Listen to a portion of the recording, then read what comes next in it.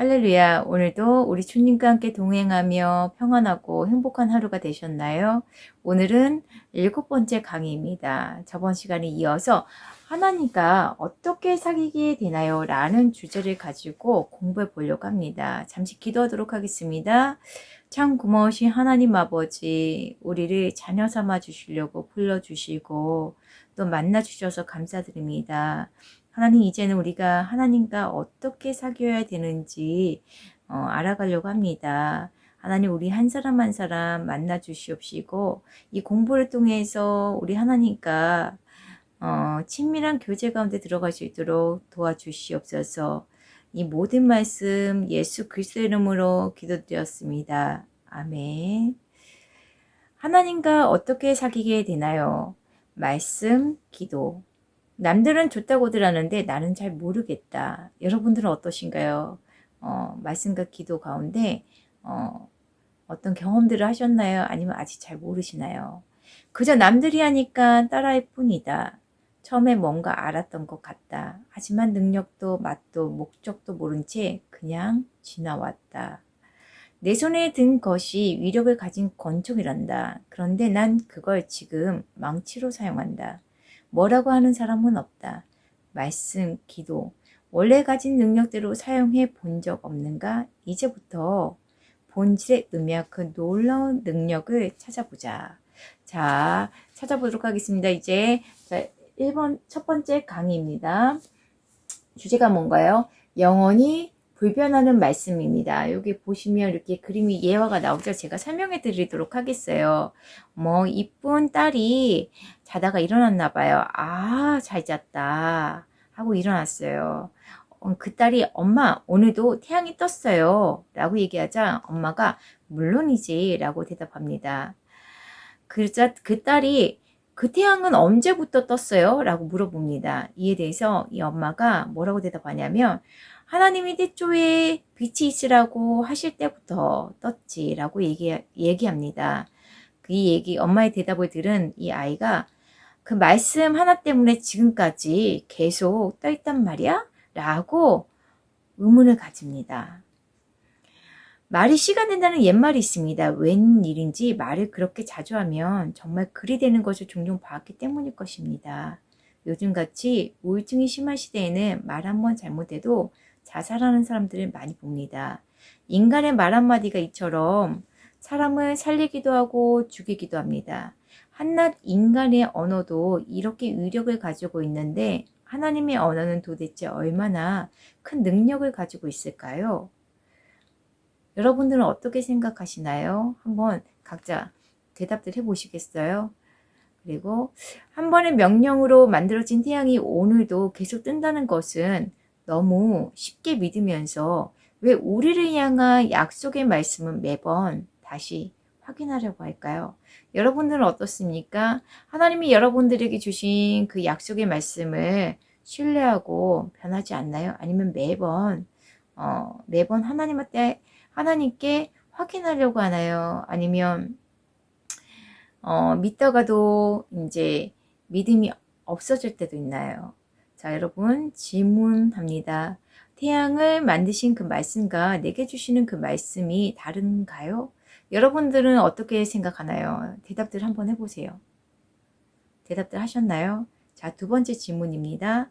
그렇다면 당신은 하나님의 말씀이 영원하다는 것을 믿습니까? 여러분들은 어떠신가요? 믿고 계신가요? 어떠신가요? 자, 세 번째 질문입니다. 이제까지 당신이 생각하는 말씀은 어떤 것입니까? 여러분들 말씀에 대해서 어떻게 생각하고 계신가요? 자, 대답들 해보세요. 대답들 다 하셨나요? 자, 성경을 통해서 저희가 살펴보도록 하겠습니다. 시편 119편 50절입니다. 이 말씀은 나의 고난 중의 위로라. 주의 말씀이 나를 살리셨기 때문이니이다. 말씀이 어땠다고요? 고난 중의 위로라고 고백하고 있어요. 고난 당할 때 위로를 주었다는 얘기겠죠. 그리고 주의 말씀이 나를 살리셨대요. 여러분들이 혹시라도 고난 당하시거나 고통 가운데 있거나 외로울 때 하나님의 말씀이 여러분에게 위로가 되어지고 또 여러분들을 살리는데 살리는 말씀이 되어지기를 주님의 이름으로 축원드립니다. 말씀 한 절 더 보도록 하겠습니다. 요한복음 1장 1절입니다. 태초에 말씀이 계시니라. 이 말씀이 하나님과 함께 계셨으니 이 말씀은 곧 하나님이시라. 태초에 하나님과 무엇이 같이 있었다고요? 말씀이 같이 계셨대요. 하나님과 함께 계셨으니 이 말씀이 곧 하나님이시라고 요한복음에서는 말하고 증거하고 있습니다. 성경 한 절 더 보도록 하겠습니다. 데살로니가 전서 2장 13절입니다. 이러므로 우리가 하나님께 끊임없이 감사함은 너희가 우리에게 들은 바 하나님의 말씀을 받을 때에 사람의 말로 받지 아니하고 하나님의 말씀으로 받음이니 진실로 그러하도다. 이 말씀이 또한 너희 믿는 자 가운데서 역사하느니라. 아멘. 하나님의 말씀을 이 데살로니가 교인들이 어떻게 받았다고요? 바울이 전하는 이 하나님의 말씀을 곧 하나님의 말씀을 받았다는 거죠. 그래서 바울은 하나님께 너무나도 감사한데요. 바울이 전하는 그 말씀에 대해서 인간 바울의 얘기로 들은 것이 아니라 하나님의 말씀을 들었기 때문이에요. 그리고 이 말씀이 어떻게 해요? 이 말씀이 우리 안에서, 믿는 자 안에서 역사한다라고 증거하고 있습니다. 자, 정리해 보도록 합니다. 인간의 언어로도 사람을 죽음에서 살려내기도 하고 반대로 죽음으로 몰아넣기도 합니다. 하나님의 말씀은 상상할 수 없는 위력을 가지고 있습니다. 그 증거가 바로 우리 주변의 모든 만물이니까요.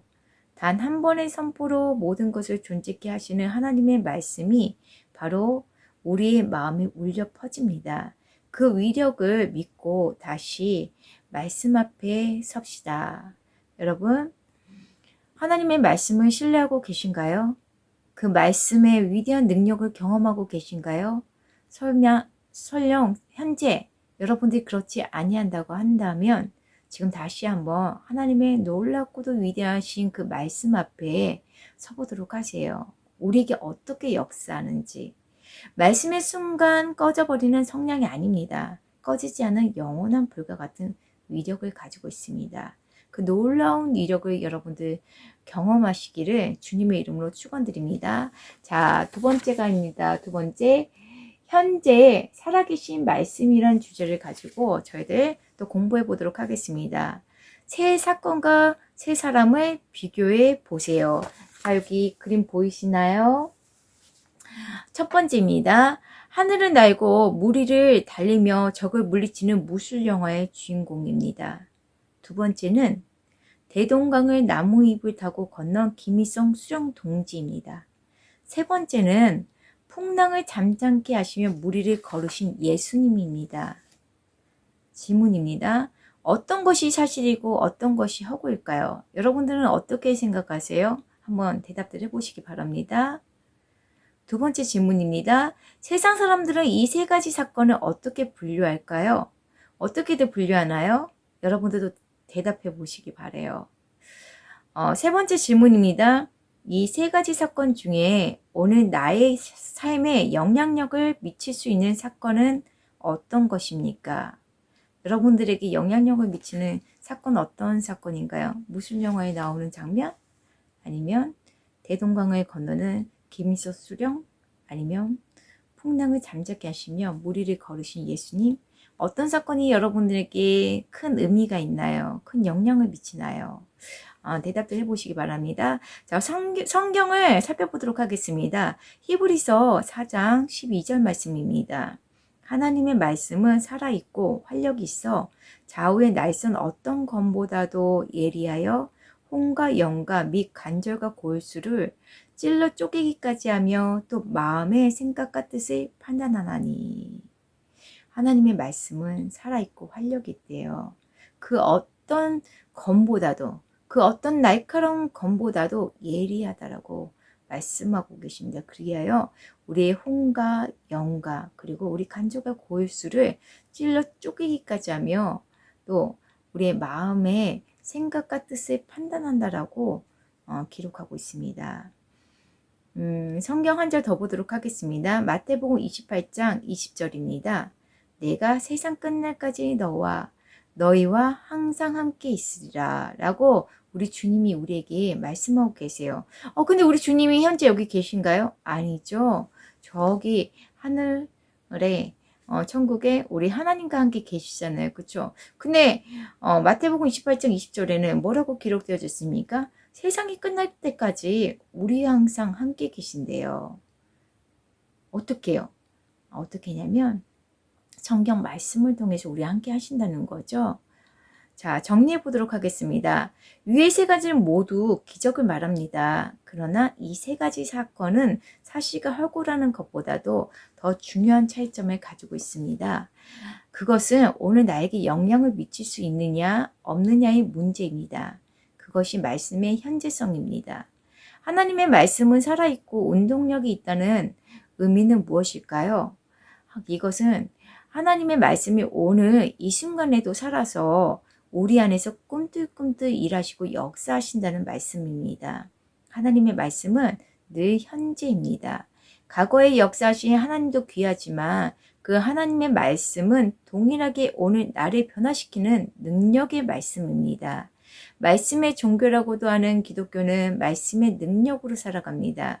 오늘 나를 변화시킬 수 없다면 죽은 말씀이요 과거의 말씀입니다. 수천 년 전의 십자가는 오늘도 나에게 영원한 생명을 줍니다. 이것이 현재화된 말씀의 위력입니다. 하나님의 역사는 늘 현재합니다. 오늘 지금 나에게 여기에 이것이 말씀에 대한 우리의 기대요 실제가 되어야 합니다. 과거를 잊고 오늘 살아있는 말씀의 은혜에 집중하시기 바랍니다. 자, 오늘도 수고 많으셨습니다. 기도하도록 하겠습니다. 참 고마우신 하나님 아버지, 하나님 우리와 함께 할 수 있도록 또 우리를 인도하시고 우리를 도울 수 있도록 우리에게 살아계시는 말씀이신 우리 예수님을 이 땅에 보내주시고 또한 성경 말씀을 통해서 우리에게 말씀해 주셔서 감사드립니다. 하나님, 우리 열린문교회 모든 성도님들이 매일의 삶 속에서 살아있고 활동력 있는 이 말씀을 늘 경험하는 삶을 살게 하여 주시옵소서. 이 모든 말씀 예수 그리스도 이름으로 기도드렸습니다. 아멘.